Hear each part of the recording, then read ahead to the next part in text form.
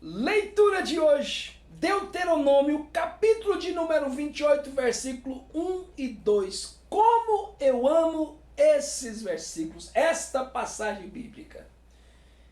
E será que, se ouvires a voz do Senhor teu Deus, tendo cuidado de guardar todos os teus mandamentos que eu te ordeno hoje, o Senhor teu Deus te exaltará sobre todas as nações da terra, e todas essas bênçãos virão sobre ti e te alcançarão quando ouvires a voz do Senhor teu Deus. Deuteronômio 28 é coisa tremenda.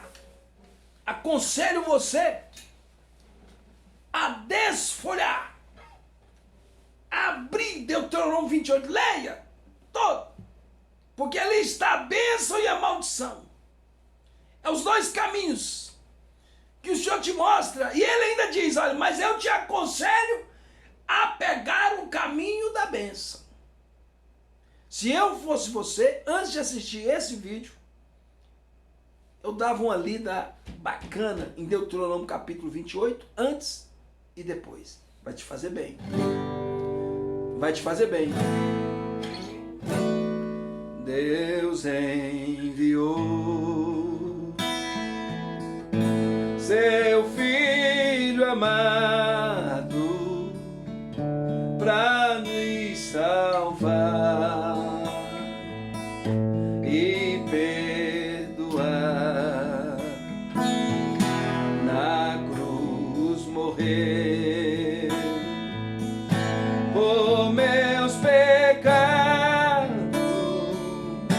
mas ressurgiu e vivo com o Pai está, porque Ele vive, posso crer no amanhã, porque Ele vive, temor não há, mas eu bem sei, eu sei que a minha vida está nas mãos do meu Jesus, que vivo está. A paz do Senhor para os meus amados em Cristo, irmão pastor Ivanildo Jesus, mais uma vez na terra do seu computador, do seu tablet, do seu smartphone. Hoje eu estou trazendo 2 vídeos num dia só. Esse aqui é o segundo vídeo. Já ministrei o primeiro, já gravei, já postei, você já assistiu, já foi abençoado. E agora você será mais abençoado ainda. 2 palavras num dia só, meu querido. Eu nunca fiz isso não. É a primeira vez. Louvado seja o nome do Senhor. Sabe qual é o tema dessa mensagem? Deus está requerendo um particular com seu povo. Ixi. É como se a gente estudasse no primário e chegasse o recado para nós, ó, mandar te chamar na secretaria. Meu querido, eu até arrepiava quando eu era chamado na secretaria. Mandar te chamar lá. Não sei o que a diretora quer não, mas mandou te chamar. Rivanil, quer Rivanil? Eu. Ó, estão te chamando na secretaria. Meu Deus do céu. Lá vem bomba. Lá vem bomba. Aí era um problema, enfrentar a diretora e depois contar para os pais o que aconteceu lá. Aleluia. Deus está requerendo um particular com o seu povo. Deuteronômio capítulo 28, versículo 1 e 2. Mas, na verdade, eu quero abordar o assunto do momento que nós estamos passando com essa crise na saúde mundial. Eu quero falar desse assunto com você, das consequências, do que você está fazendo. É isso que Deus está querendo um particular. Ele quer saber o que nós estamos fazendo, como estamos agindo. Com certeza ele já viu que nós estamos agindo errados. E ele quer consertar a nossa rota.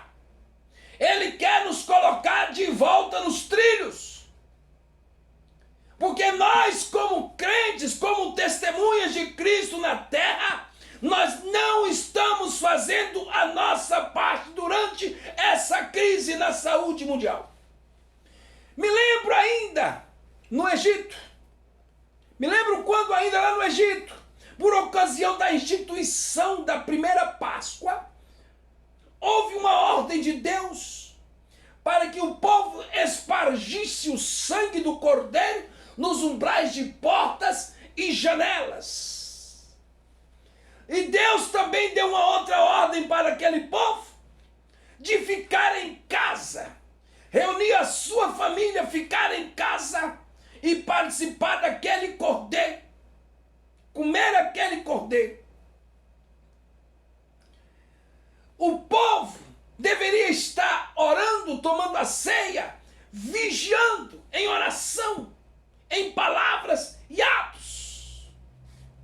E os patriarcas daquele povo deveriam relatar a história dos patriarcas, os benefícios do Senhor Deus Todo-Poderoso até o presente momento. Eles deveriam relatar tudo minuciosamente e o povo deveria aprender minuciosamente, porque eles depois deveriam passar adiante aquela história. E o Senhor deu essa ordem porque à meia-noite o anjo da morte passaria pela terra do Egito. E na casa onde não houvesse o sangue do cordeiro, o anjo da morte entraria ali e mataria os primogênitos. Todos os primogênitos, onde não houvesse o sangue do cordeiro, iriam morrer. Todos. E o anjo, na casa que houvesse o sangue, ele passava por cima. Daí o nome Páscoa. O nome Páscoa significa passar por cima. Pulou a sua casa, porque na sua casa tinha o sangue do cordeiro. Me lembro também de Isaías, sendo boca de Deus, dizendo: vai, povo meu, entra nos teus quartos e fecha as tuas portas e janelas, até que passe a minha ira. Porque eis que o Senhor sairá do seu lugar para castigar os moradores da terra por causa das vossas iniquidades. E a terra descobrirá o seu sangue, e não encobrirá mais aqueles que foram mortos. Não haverá sepultura o suficiente para enterrar os seus mortos. Isso te lembra alguma coisa? Isso te lembra os dias atuais? Essa profecia foi de Isaías, 600 anos antes de Cristo.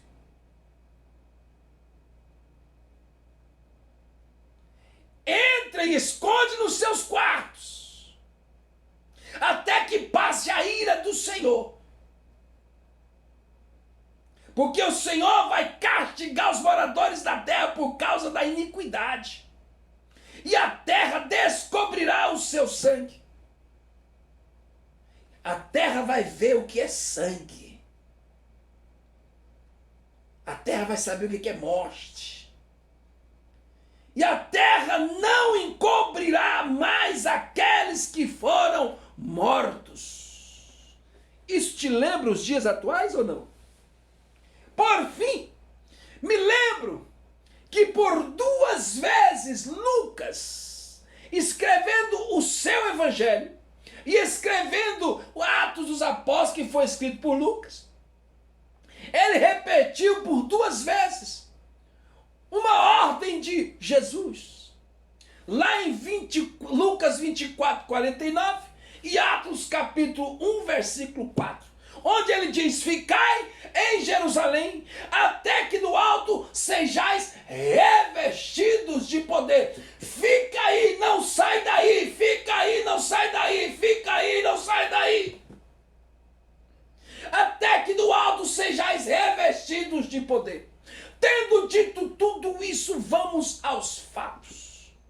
Preste muita atenção. Meu irmão, minha irmã, quando veio o dilúvio, Noé e sua família estavam em casa.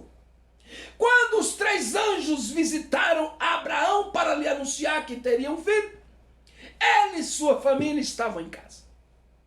Quando os 2 anjos visitaram Sodoma e Gomorra, Ló e sua família estavam em casa. Quando o anjo da morte matou os primogênitos do Egito, os israelitas e suas famílias estavam em casa. Quando os apóstolos receberam o Espírito Santo em Jerusalém, eles estavam, por tempo do Pentecostes, eles estavam em casa. Quando Jesus ressuscitou Talita, ela e sua família estavam em casa. Quando Jesus ressuscitou Lázaro, Marta e Maria e o resto da família estavam em casa. Onde estamos no presente momento por causa dessa crise mundial na saúde? Onde estamos? Onde estamos? Hoje, dia 1º de março, foi decretado em Goiânia, Aparecida de Goiânia, e nas cidades da região metropolitana um lockdown. Estamos presos em casa, não podemos sair para nada. Está tudo fechado. Tudo fechado. Pois muito bem, qual a diferença entre o fique em casa daquela época e o fique em casa dos dias atuais? Vamos ver? Pare para pensar. Qual a diferença? São várias as diferenças. São várias as diferenças. Primeira diferença. Antigamente o povo obedecia porque sabia que se desobedecessem a morte era uma certeza. Não tinha conversa. Não tinha papo. A Bíblia diz que eles expiravam na hora, morria na hora. Lembra de Ananias e Safira? Quando desobedeceram, esconderam um pouco do dinheiro dos apóstolos, morreram na hora. Na hora! O povo obedecia porque sabia que a morte era uma certeza caso desobedecesse. Nos dias de hoje, o povo não obedece porque preferem acreditar que com eles não vai acontecer aquele negócio. Não! Morreu, mas é para lá, não, aqui comigo não acontece, não. E eles ainda creem na benevolência do Senhor, diz, não, o Senhor é benévolo. É benevolente. É benigno. Ele é paciente. Nós vivemos, naquela época, era olho por olho e dente por dente. A lei de Italião, mas hoje não. Hoje vivemos no tempo da graça. Segunda diferença. Antigamente, durante o confinamento, os patriarcas deviam relatar dia após dia a história do povo de Deus. Eles praticamente conheciam aquela história de cor e salteado, sabiam de cabeça. Tinham as escrituras nas suas mãos, mas eles conheciam aquela história porque eles relatavam dia após dia. Todos os anos reuniam o povo para relatar a história. E o povo ouvia e aprendia porque eles sabiam que deveriam passar adiante aquela história. Nos dias de hoje, o patriarca mal conhece o Salmo 23. O patriarca mal conhece, sabe, consegue achar um livro na Bíblia. Quando o pregador fala a referência, ele passa para lá e para cá, termina a leitura e ele não achou a referência bíblica. E a mãe, isso eu estou falando do patriarca, a matriarca, está ocupada contando as novidades e os seus infortúnios no Facebook para as vizinhas. Saiu de cima do muro e passou para o Facebook. E os filhos estão demasiadamente ocupados. Sabe fazendo o quê? Gravando os vídeos no TikTok. TikTok. Só me faltava essa. O que eu vejo de crente fazendo graça no TikTok. O que eu vejo de crente fazendo graça no TikTok não está no gibi. Meu Deus do céu. Que coisa horrorosa. E à noite, a família toda se reúne. Para quê? Para ler a Bíblia? Para estudar a palavra? Para orar? Negativo. Vão assistir Bibi Perigosa e depois Big Brother Brasil. É isso que vão fazer. É isso que vão fazer. Estão adorando esse negócio de lockdown, de não ter culto, não ter que ir para o culto.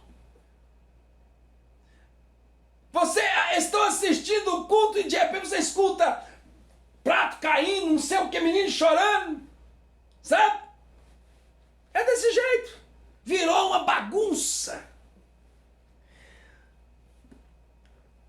Terceira diferença. Antigamente havia temor, tremor, louvor e sangue do Cordeiro nas portas e janelas. Nos dias de hoje, não há temor, não há tremor, não há louvor. E o Cordeiro nem é lembrado, sequer o sangue está nos umbrais das portas, sequer o sangue está sobre a vida dos patriarcas, matriarcas e filhos. Quarta diferença. Antigamente, durante o confinamento,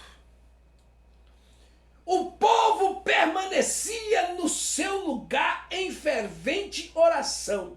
Quando Jesus disse para os discípulos ficarem em Jerusalém, eles não ficavam batendo pedra para cima e para baixo na praça contando história, não. Eles se confinaram e permaneceram em fervente oração até que do alto veio o Espírito Santo. E quando o Espírito Santo chegou, onde eles estavam? Onde eles estavam? Em casa, na sinagoga, orando de joelhos. Se o Espírito Santo de Deus disser no seu ouvido, Jesus está voltando, aonde você vai estar?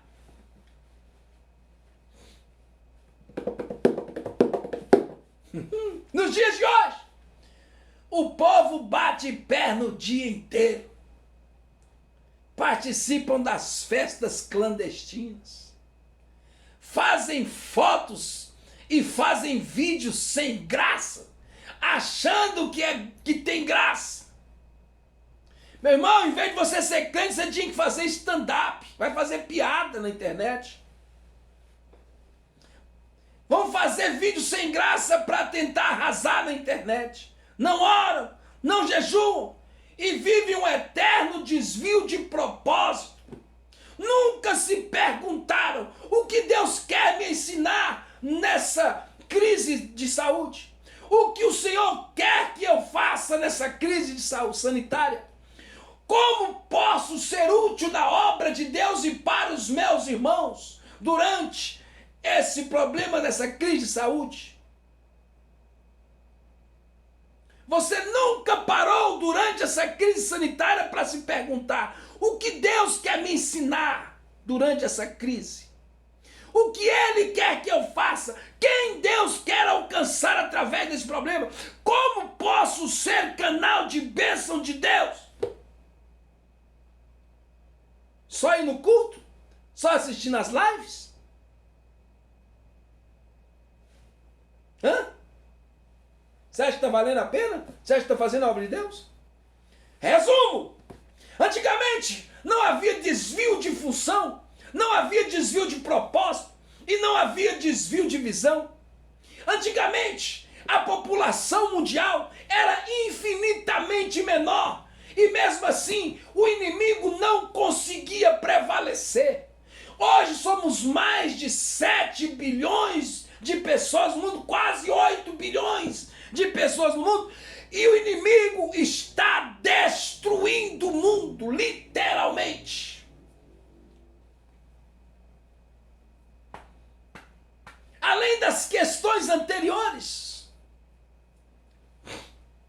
Satanás colocou os crentes na política. Aí está o arraso.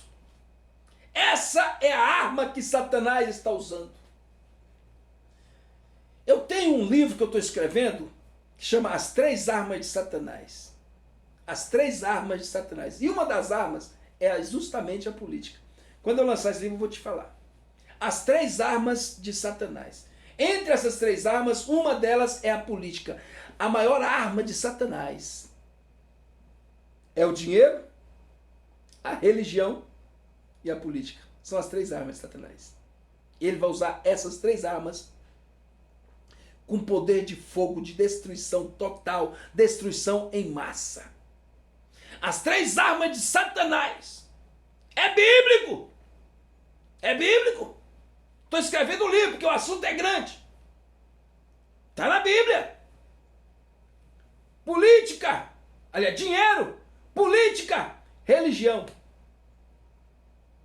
Política. Qual é a nossa função na política? Votar no candidato que Deus levantou e orar pela paz de Jerusalém. Como Daniel fazia 3 vezes por dia, na janela do seu quarto, olhando para Jerusalém. A Bíblia diz, orai pela paz de Jerusalém. O que é Jerusalém? Jerusalém é o lugar que você vive. Jerusalém é o lugar que você vive. A função do crente é apenas votar no candidato que Deus levantou e orar pelas autoridades. É isso. É isso. Se envolver, brigar com a família, ficar de mal com os amigos, ficar brigando, batendo boca na internet, por causa de política, não é a sua função. Não é a sua função. Você está desviando da sua função. Não podemos desviar da função. Eu quero te lembrar uma coisa, existem no mundo reis e sacerdotes. Sempre a humanidade foi dividida entre reis e sacerdotes. O rei, que são os políticos, a justiça, foram levantados para cuidar do povo, que são os sacerdotes.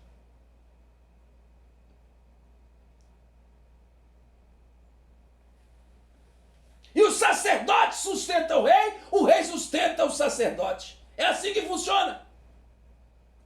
O rei sustenta o sacerdote sustenta o rei com oração e com jejum. Sacerdote que deixa o altar e vira político é um desviado. Eu nunca falei isso, vou falar agora. Para mim, pastor que deixa de ser pastor para virar político, ele deixou a função de pastor. Acabou. Acabou, irmão. Acabou. Acabou. Lembra da... Não vou falar o nome, não. Mas tem muitos políticos, pastores e grandes cantores evangélicos que se aventuraram na política, abandonaram o altar, deixaram de ser sacerdote, quiseram ser reis. Quiseram ser reis, irmãos. Deixaram a sua chamada original, foram aí a desvio de caráter, de função e de propósito e de visão. Antigamente não havia desvio de função, de propósito e de visão. Quem era rei, quem era sacerdote e cumpria a sua função. Hoje em dia não. Cada dia mais o altar está cheio de políticos que são pastores, ou pastores que são políticos. Cada dia mais. É o que nós mais vemos. Crente fala mais de política do que de Deus. Você votou naquele que foi levantado por Deus? Então agora, volte às suas funções sacerdotais e deixa Deus agir. Porque a moda agora, toda grande igreja, grande ministério, tem o seu próprio político de estimação. Eles levantam ali dentro um crente que não foi chamado para ser rei, foi chamado para ser sacerdote. O pastor presente pega ele e coloca ele como político. Não, tem que ser aqui para defender a nossa igreja. Aí o político, quando é vereador e tal, aquela coisa, consegue lote para a igreja, consegue benefícios para a igreja. Irmãos, nós não fomos chamados para isso. Quem consegue os benefícios para a igreja é o dono da igreja. É o dono da igreja. Ou você está querendo ficar rico com a igreja? Porque se você quiser ficar rico com a igreja, aí você tem que pegar a sua igreja e colocar na política mesmo.